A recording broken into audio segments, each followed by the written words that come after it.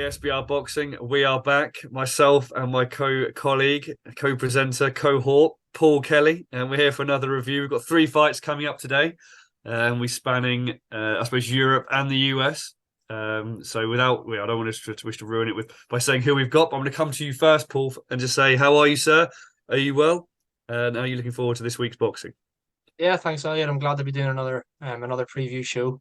Big week of boxing actually, both stateside, in the UK and a wee potential European number as well. That we're not going to give too much away, but you'll find out in a minute or two. But yeah, looking forward to previewing the coming weekend's action again with you, my esteemed colleague.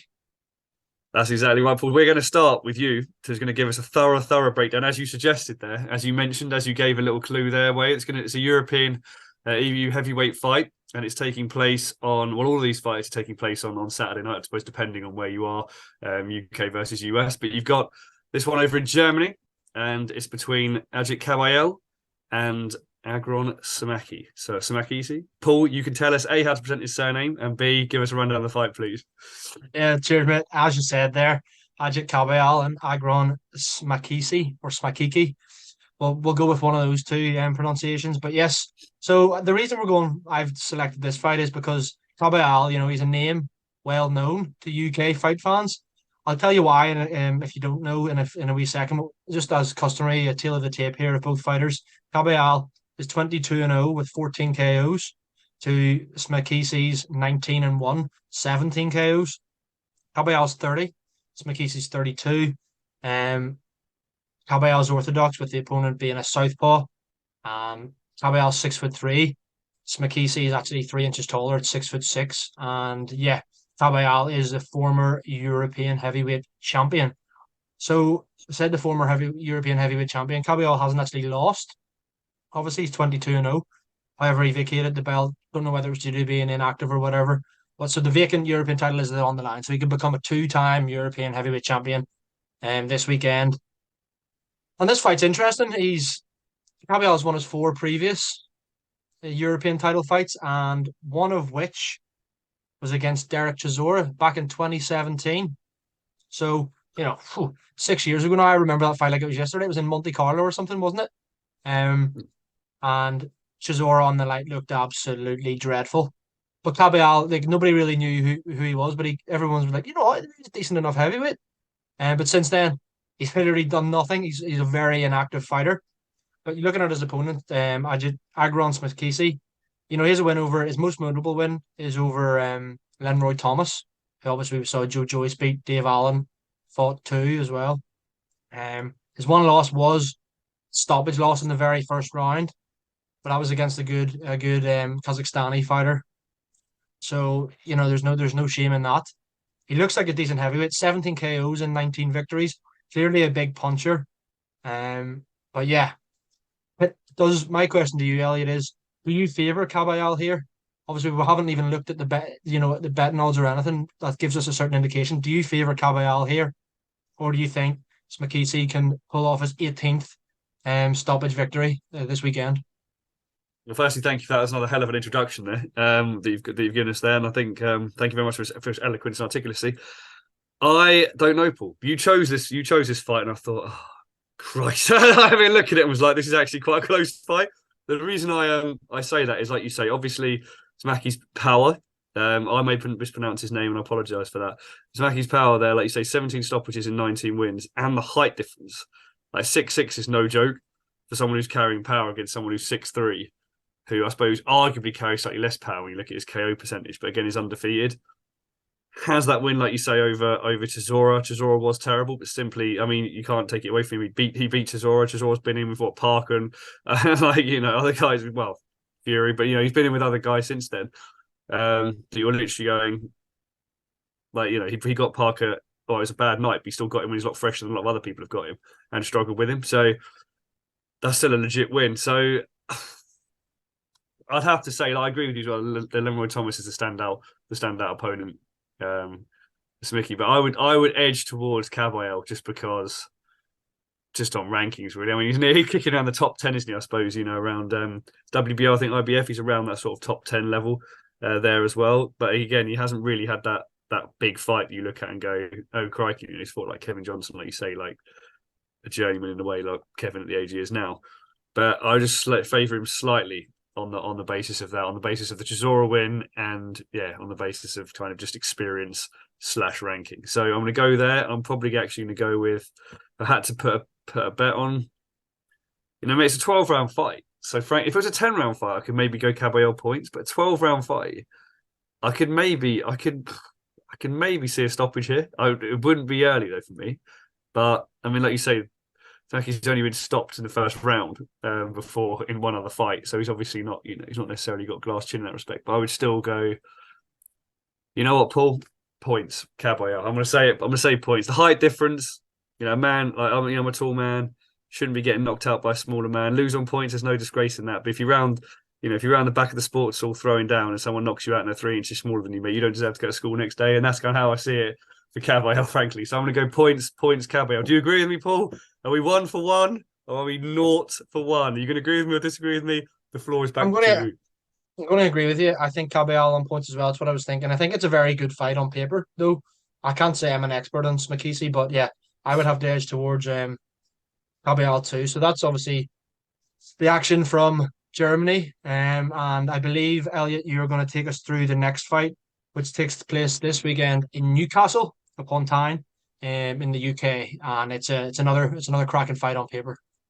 This is a cracking fight, actually, Paul. Yes, you're exactly right. This is a cracking fight. I'm going to Newcastle Arena on Saturday night for Ohara Davies versus Lewis Ritson. Now, give you a quick tape. I mean, most of you guys obviously have heard of both of these guys, but it's going to give you a quick sort of rundown. So Ritson, obviously 23-2 record, 13 KOs, 29 years old, 5'10". Ohara Davies, 24-2, 17 KOs, 31 years old, 5'7". So yeah, like obviously giving up a bit of height there. Not had the same, similar sort of CV, similar sort of experience. Going through Davis's record first, obviously won the Golden Contract recently. I say recently, relatively recent. That was back in 2020. But, he's fought guys that you may know of, the likes of Tyrone McKenna. Jeff Ofori was actually a friend of ESBR. Jeff Ofori, there's a really inspirational story, which we've documented before. Check that out. Jack Catterall, he's fought Catterall, obviously lost a UD to Catterall. That was back in 2018, and obviously who can forget 2017 when he got stopped by Josh Taylor. But again, no shame in losing to Catterall or Taylor, given their levels, frankly. So lost against decent opponents there.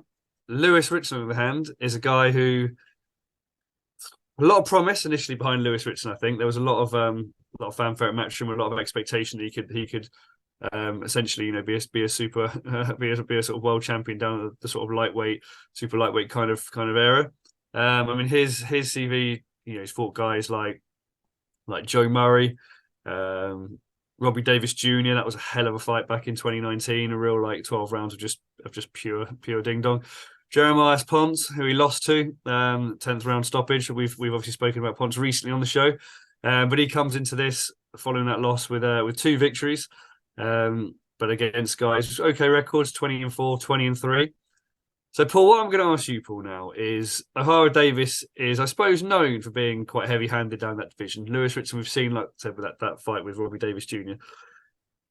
Has it arguably been said to be heavy-handed in a way himself? But I'm not necessarily sure that's necessarily as fair, especially in comparison to Davis. But do you see this fight going 12 rounds, first and foremost? Do you see it? I mean, it's taking place in Newcastle, so do you see a potential home advantage there for Ritson? And who do you expect to win? So there's 3 questions there, Paul, and I'm going to put the spotlight back on you now, please, sir. Yeah, thanks. It was a brilliant breakdown, Elliot. And do you know what? I'm really looking forward to this fight. I really, really am. I used to, well, not that I used to be. I still am a big fan of Ohara Davies. Just the way I think he's funny, to be honest with you. He's a character. And I think sometimes his character, the kind of people overlook his boxing talents. But you know what? On paper, he's beaten Miguel Vasquez. He's beaten Tyrone McKenna, Tom Farrell, Derry Matthews, as you just mentioned, Jeff Ofori there as well. And his only 2 losses are against arguably 2 of the best fighters in the division, in Jack Catterall and Josh Taylor. So he won the Golden Contract, but you think that would lead to a big fight for him since. Hasn't really had it. Could there be, to answer all the 3 questions you asked me now, this is your second question about there kind of potentially being a bit of biased and in favour of Lewis Ritson because it's in Newcastle. So yeah, I could see that if it goes to points. However, I'm not sitting on the fence for this fight. I don't think that we will need the judges. I'm favouring Ohara Davies to win by mid to late round stoppage here. I think he's Lewis Ritson. I know he looked good, but recently his two losses, he's looked really bad against Jeremiah Ponce as well. So we didn't know how good Ponce was at the time, but he looks like a decent fighter. Um, he got kind of battered by Ponce before getting stopped, and I think that Ohara Davis is a bigger puncher than Jeremiah Ponce, to be honest with you. So I don't see it going 12 rounds. I favour Ohara Davis to win this fight. What was the third question?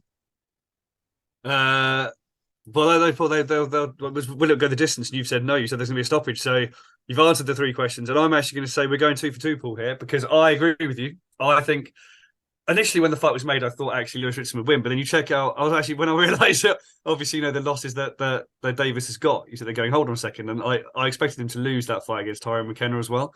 And he came through that as well. So I actually think he'll have too much for Lewis Ritson. And like you said, Lewis Ritson didn't look great against Ponce, looked bad in that other loss against Patera. So I actually think if Ohara Davis can, I know he wants a big fight, he wants bigger fights, turns up and puts on a bit of a show. I expect him to win as well. And again, I would back, sorry, a late stoppage there. Paul, talking of late, we go to America now for a fight which is taking place on Saturday night, which you're going to take us through. And I'm actually not going to introduce the names. I'm going to have you introduce the names and talk us through it, please. Now, this is an absolute barnstormer of a fight on paper, Elliot. I don't know what you think. We're going to Ontario, California, USA, for a featherweight contest. Yeah, featherweight contest, should I say, between Brandon Figueroa and Mark Magsayo. Now, what an absolute brilliant fight this is. Quick tail of the tape, as we usually do. Brandon Figueroa is 23, 1-1 with 18 KOs, just 26 years old. Orthodox fighter, stands at 5'8" tall and has a 72.5-inch reach. Magsayo, on the other hand, is 24-1 with 16 stoppage victories. He's also 27, so both fighters quite young. He's also an orthodox fighter, a little bit smaller at 5'6" and a little bit of a 4.5-inch shorter reach. It's a 68-inch reach. Now, according to BoxRec, Brandon Figueroa is the number one featherweight on the planet, despite not having a title. He was a unified super bantamweight champion, but lost those belts to Stephen Fulton in a really, really close fight. So it was nip and tuck, and it went Stephen Fulton's way. We've seen obviously since then Stephen Fulton's gone on to solidify himself as one of the best super bantamweights in the world, if not the best. But he has, Brandon Figueroa has wins over the likes of Lewis Neary, Damian Vasquez. So yeah, I went a Lewis Neary went in the seventh round KO. That's a big statement. It was a big statement at the time. So yeah, no joke is Figueroa, and you're looking at Magsayo too. He's ranked number 4 in the featherweights on BoxRec. He beat Gary Russell when nobody really knew who he was. He also beat Julio Seja. So he's the former WBC champion himself. Lost the title in a split decision to Ray Vargas. But then, yes, they are both getting he's got a chance of winning the title back, as this is for the vacant WBC featherweight title. So my question to you, Elliot, just quickly, is who do you favour to win this fight, first and foremost? And second off, they're both young and they're both big punchers. Do we see this fight go the full 36 minutes, or are we getting a stoppage in favour of the American or the Filipino? Well, Paul, thank you very much again for another brilliant breakdown there. I'm going to go with, like you said, in the interest of speed and brevity, I'm going to go with Figueroa.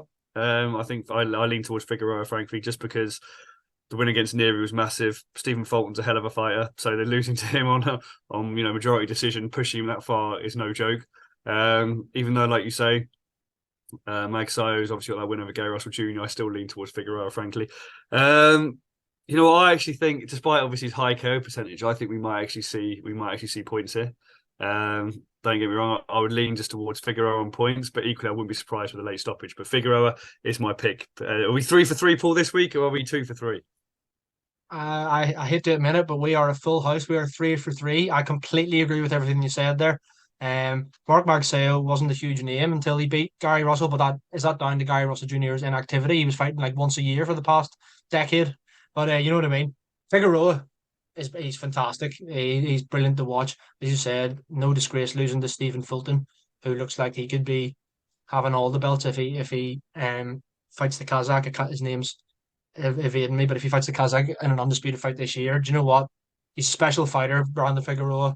I think he'll become a two-weight world champion this weekend in his fight against Mark Magsayo. I think he's an excellent operator, and we've obviously recently seen recently seen Lee Wood lose his title to Maurizio Lara.